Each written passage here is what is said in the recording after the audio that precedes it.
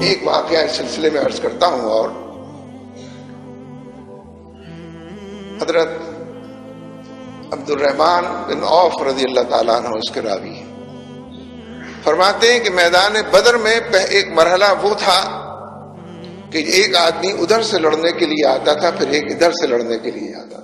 کفار نے اس جنگ کو ہارتے دیکھا تو اجتماعی جنگ شروع ہو گئی، اور اجتماعی جنگ کے بارے میں خود ہی ارشاد فرماتے ہیں کہ اجتماعی جنگ میں اس کی بڑی اہمیت ہے کہ انسان کا دایاں بھی مضبوط ہو اور اس کا بایاں بھی مضبوط۔ حضرت عبد الرحمن بن عوف رضی اللہ تعالیٰ عنہ فرماتے ہیں کہ میں نے دائیں طرف دیکھا تو ایک معصوم سی کلی، ایک بچے، ایک نوجوان کو اپنی دائیں طرف کھڑے دیکھا۔ دل ہی دل میں میں نے کہا کہ عبد الرحمن تم تو مارے گئے، تمہارا دایاں تو بہت ہی کمزور، یہ کیا گل کھلائے گا، کہاں تک جائے گا؟ فرماتے ہیں پھر میری بائیں طرف نظر پڑی تو ایک اور معصوم سے بچے کو میں نے اس طرف کھڑے دیکھا، بس پیروں تلے زمین نکل گئی، اور میں نے اپنے آپ سے کہا کہ تمہارا تو دایاں بھی کمزور ہے اور بایاں بھی کمزور ہے۔ فرماتے ہیں کہ ابھی اسی ادھیڑ بن میں تھا کہ دونوں بچے بیک آواز بولے اور چلا کر دونوں نے کہا کہ چچا ابو جہل کہاں ہے؟ فرماتے ہیں کہ میں نے دونوں کو سر سے لے کر پیر تک دیکھا اور پوچھا کہ بھتیجو تم ابو جہل کا کیا کرو؟ دونوں نے بیک آواز کہا کہ چچا گھر سے طے کر کر آئے ہیں، اللہ اور اس کے رسول کے باغی کا کام تمام کریں گے، جہنم رسید کریں گے، خون میں اس کو نہلائیں گے۔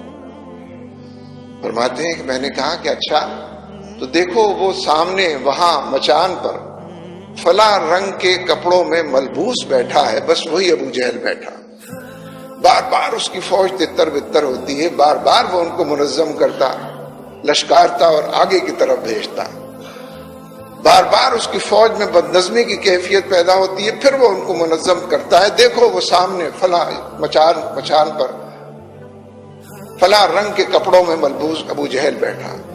فرماتے ہیں کہ ابھی بات ادھوری تھی، ابھی کچھ کہنا باقی تھا کہ دونوں بچے طوفان کی طرح اٹھے، بجلی کی طرح کوندے، آندھی کی طرح بڑھے، مچان کے قریب پہنچے، دونوں نے وار کیا، دونوں کا تلوار کا وار ابو جہل کی گردن پر لگا، ابو جہل مچان سے نیچے گرا، خاک اور خون کے اندر لتھڑا ہوا ابو جہل انہی زخموں کی تاب نہ لاتے ہوئے جہنم رسید۔ یہ دو بچے کون ہیں؟ معاذ اور موعوذ رضی اللہ تعالیٰ عنہ۔ کیا بات، یہ واقعہ تو ہم بیان کرتے رہتے ہیں، لوگ سنتے رہتے ہیں، لوگ بیان کرتے ہیں، ہم سنتے ہیں، پڑھتے ہیں، لکھتے ہیں۔ یہ واقعات صرف اس لیے ہیں بدر کے اور طائف کے کہ ہم بیان کریں؟ نہیں، آپ بھی جانتے ہیں، اس لیے نہیں۔ یہ زندہ اور تابندہ واقعات۔ بدر کے میدان کا پہلا اور بنیادی سبق یہ ہے کہ جب حق اور باطل کا معرکہ ہوتا ہے، جب معروف اور منکر کی کشمکش ہوتی ہے، جب اللہ اور اس کے رسول، قال اللہ اور قال رسول کا حوالہ مضبوط ہوتا ہے اور شیطان اس کی ضروریت سامنے ہوتی ہے، تو عددی قوت بے معنی ہو جاتی ہے، اسلحہ ساز و سامان بالکل ناقابل ذکر ہو جاتے ہیں۔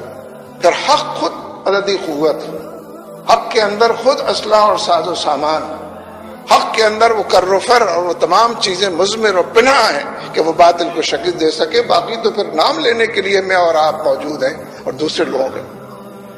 اس لیے نظریاتی کشمکش کے دور میں اور حق اور باطل کے عنوان سے میدان عمل میں نکلنے کے حوالے سے اس ایمان کو پختہ کرنے کی، ان قدموں کو جماؤ کی، استقلال اور عزم و ہمت کی، استقامت اور العزمی کی ضرورت ہے، اور بدر اس طرف رہنمائی کرتا ہے کہ ہر دور کے اندر یہ بدر، فضائے بدر پیدا کر، فرشتے تیری نصرت کو اتر سکتے ہیں گردوں سے قطار اندر قطار اب بھی۔ یہ افغانستان میں کیا ہو رہا ہے؟ یہ اہل کشمیر کس مٹی کے بنے ہوئے ہیں؟ 7 لاکھ فوج کے نتیجے میں جو بھارت کی وہاں موجود ہے، اہل کشمیر کا تو کریا کرم ہو جانا چاہیے تھا۔ یہ کیا کہہ بیٹھا ہوں میں، ان کا تو نام و نشان مٹ جانا چاہیے تھا، لیکن نفسیاتی مریض تو بھارتی فوج بن رہی ہے۔ اس کا قافیہ تنگ ہوا ہے، اس کا جینا دوبھر ہوا ہے، اس کو دیوار سے لگایا ہے، اس کو ان مجاہدین نے بند گلی کا اسیر کیا ہے، اس کو دلدل کے اندر دھکیلا ہے، اس کا نام اس کو یاد نہیں رہا ہے کہ کون کیا ہے۔ اتنے نفسیاتی مریض بنے۔ فضائے بدر پیدا کر، فرشتے تیری نصرت۔ اور یہ جو معاذ اور موعوذ کا واقعہ ہے، یہ بھی بآواز بلند پکار کر کہہ رہا ہے کہ ہر دور کے اندر ابو جہل پیدا ہوتے رہیں، نام ان کا جارج بش ہوگا، نام ان کا اپنوں کا کسی کا نام نہیں لیتا وہ ہوگا، اور ہر دور کے اندر تمہارے دائیں بائیں معاذ و معوذ موجود ہو. تم لاٹھیوں اور رسیوں کو سانپ سمجھ کر ڈرتے رہو گے تو کچھ نہ کر سکو. تمہارے اطراف میں وہ مجاہدین موجود ہیں، اللہ کے راستے میں چلنے اور بڑھنے والے، سر سے کفن باندھ کر میدان میں نکلنے والے، ہر حوالے سے اپنے آپ کو منوانے والے اور اسی کی کلمے کو اونچا کرنے والے. اس لیے یہ جو سیرت کے جلسے ہم کرتے ہیں اور دلچسپی ہم سب مل کر لیتے ہیں، جو پیغام اس کے اندر پنہا ہے، جس جدوجہد کا عنوان اس کے اندر موجود ہے، فی زمانہ لاکھوں لوگ اس کو اپنا بھی رہے ہیں، اثر نو لوٹ رہے ہیں، پلٹ رہے اور رجوع اللہ کی کیفیت سے سرشاری پیدا کر رہے ہیں. اسی جہاد کے کلچر کو اثر نو اپنانے کے لیے. جہاد کلچر کا کیا مطلب؟ لوگ سمجھتے ہیں مار دھاڑ کا مطلب ہے جہاد کلچر.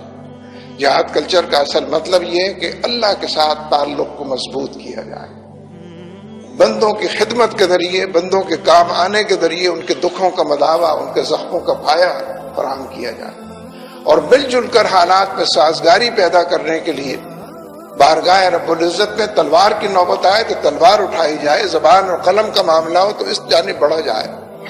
اس لیے فی الحقیقت پوری امت کے اندر ایک بیداری کی لہر ہے کہ جو پیدا ہوئی، اور بیداری کا بھی یہی مطلب ہے. مسلمان جب اپنے رب کو بھول جاتا ہے تو غافل شمار ہوتا ہے، جب اپنے رب کی طرف پلٹتا ہے تو اس کو بیدار کہتے ہیں. اور اس لہر کو پورے معاشروں کو اس لہر نے اپنے آغوش پہ لیا ہے، اس کو بیداری کی لہر کہتے ہیں. اس لیے چاروں طرف کا منظر نامہ بآواز بلند پکار رہا ہے، بانگ دہل کہہ رہا ہے، ڈنکے کی چوٹ پر سنا رہا ہے، دیوار کی پر لکھی تحریر بن کر ابھر رہا ہے. چاروں طرف کا منظر نامہ کہ اے اللہ اور اس کے رسول کے ماننے والوں، اے آخرت کے حوالے سے اپنے آپ کو جاننے والوں، اپنے پیروں کو غبار آلود کرو، اپنی زبان کے اندر نرمی گفتار اور خیرخواہی کے جذبات پیدا کرو، اور اپنے رویوں اور طور طریقوں میں مل جل کر اتحاد اور اتفاق کے ساتھ حالات کی بہتری کی طرف بڑھو. اللہ تبارک و تعالی ہم سب کا حامی و ناصر ہو. اقول قولی ھذا استغفر اللہ لی ولکم ولسائر المؤمنین.